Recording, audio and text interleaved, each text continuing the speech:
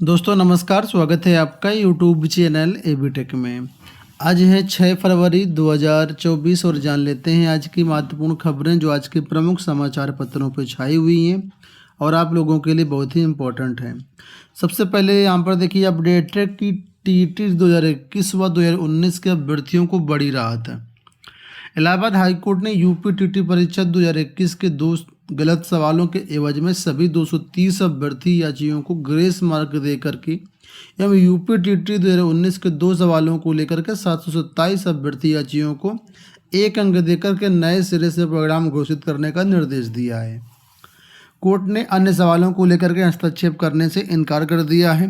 Court ने कहा कि याचियों ने उत्तर कुंजी पर आपत्ति की है या नहीं, इसके आधार पर विभेद नहीं किया जा सकता। सभी याचियों को राहत पाने का अधिकार है।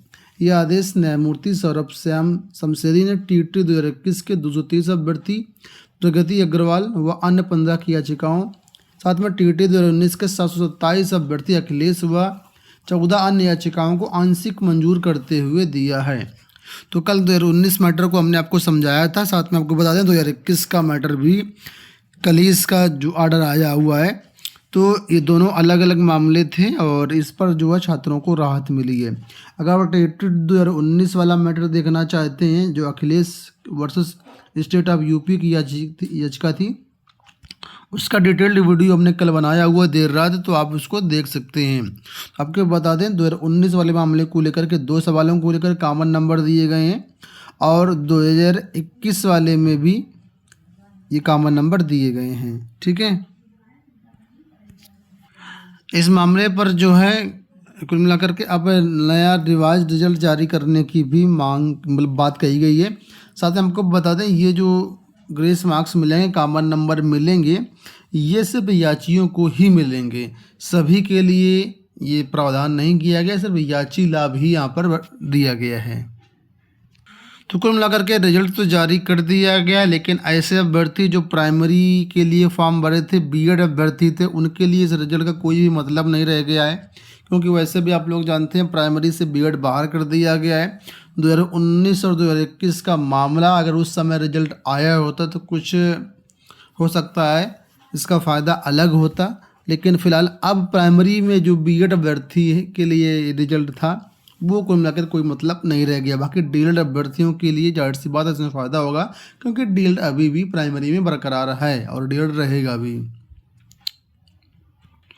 तो आप लोग बताओ इस रिजल्ट, इस हाई कोर्ट के आदेश के तहत आपको क्या लाभ होने वाला है इसमें, और अगर समय से आ जाता तो क्या फ़ायदा होता। चलिए अगली बात कर लेते हैं। यहाँ पर देखिए है परीक्षा में धांधली पर होगी 10 साल की जेल। प्रतियोगी परीक्षाओं में गड़बड़ी से निपटाने के प्रावधान वाला लोक परीक्षा विधेयक 2024 लोकसभा में सोमवार को पेश किया गया। इसमें परीक्षाओं में अनियमितताओं के संबंध में जो है अपराध के लिए 3 से 5 साल तक की जेल और 10 लाख तक जुर्माने का प्रावधान किया गया है। वहीं संगठित अपराध के मामलों में 10 साल तक की जेल और 1 करोड़ रुपए तक जो जुर्माने का प्रावधान है। केंद्रीय कार्मिक राज्य मंत्री जितेंद्र सिंह ने विधेयक पेश किया। इसमें उच्च स्तरीय तकनीकी समिति के गठन का प्रस्ताव है जो कंप्यूटर के माध्यम से परीक्षा प्रक्रिया को और सुरक्षित बनाए रखने की सिफारिशें करेगी। यह एक केंद्रीय कानून होगा और इसके दायरे में संयुक्त प्रवेश परीक्षाएं जैसे कि केंद्रीय विश्वविद्यालयों में दाखिले होने वाली परीक्षाएं भी आएंगी। प्रश्न पत्र लीक होना राष्ट्रव्यापी समस्या बन गई है, इसलिए अपनी तरह का पहला केंद्रीय कानून लाए जाने की आवश्यकता महसूस की गई। गुजरात जैसे कुछ राज्य इस समस्या से निपटने के लिए अपने कानून लेकर के आए हैं। कुल मिलाकर के अब केंद्रीय कानून बनेगा जहां पर परीक्षाओं में धांधली रोकने के लिए पूरा प्रयास किया जाएगा। उत्तर प्रदेश सरकार का कल सबसे बड़ा बजट जारी किया गया है। इस बजट के बारे में हालांकि हमने डिटेल्ड वीडियो कल ही बनाया हुआ कि इसमें युवाओं को, साथ में शिक्षा विभाग को क्या मिला है, रोजगार की क्या बात कही गई। आज समाचार पत्रों में इसके बारे में देखिए अपडेट आई है।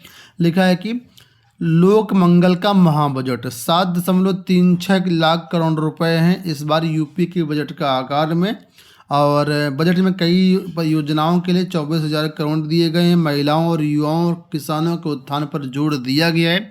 हालांकि यहाँ पर आप देखेंगे कल का बजट तो छात्रों और युवाओं के लिए कुछ खास इसमें नहीं है। कुल मिलाकर के लोकसभा चुनाव को देखते हुए और सभी आगे आगामी योजनाओं को देखते हुए ये बजट जारी किया गया। राम को समर्पित लोक कल्याण का बजट जारी किया गया है। योगी जी ने ऐसी बात कही गई है। आप इस बजट से कितना संतुष्ट हैं, आप लोग कमेंट बॉक्स में ज़रूर बताइएगा। देखिए, समाचार पत्रों के माध्यम से दिया गया है कि किसको कितना यहाँ पर जो है बजट मिला है। देखिए, रोजगार सृजन के लिए 1.54 लाख करोड़ रुपए यहाँ पर दिए गए हैं। अगर हम बात कर लेते हैं परसेंटेज वाइज बजट के बारे में, तो देखिए कृषि विभाग को 13% है, चिकित्सा विभाग को 6% है, शिक्षा विभाग को 17% है, समाज कल्याण में 5% है, अवस्थापना में 25% यहाँ पर फंड एलोकेट किया गया है। अगर आपने कल मेरे वीडियो को गौर किया होगा तो आपने देखा होगा कि जो बजट जारी किया गया वह स्वरोजगार से संबंधित है, और समाचार पत्रों में भी दिया गया कि स्वरोजगार से जोड़ेगा युवा उद्यमी विकास अभियान। तो कुल मिलाकर के स्वरोजगार पर फोकस किया गया, ना कि सरकारी नौकरियों पर। यहाँ देखिए अपडेट है कि वित्तविहीन शिक्षकों का मानदेय बढ़ाने पर की जाएगी पहल। विधान परिषद में सोमवार को वित्तविहीन शिक्षकों के मानदेय में बढ़ोतरी का मुद्दा एक बार फिर से जोर शोर से उठा।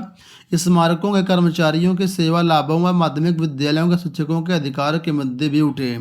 उच्च सदन में नेता सदन उप मुख्यमंत्री केशव प्रसाद मौर्य ने वित्तीय वर्ष 2024 के बजट का ब्यौरा प्रस्तुत किया।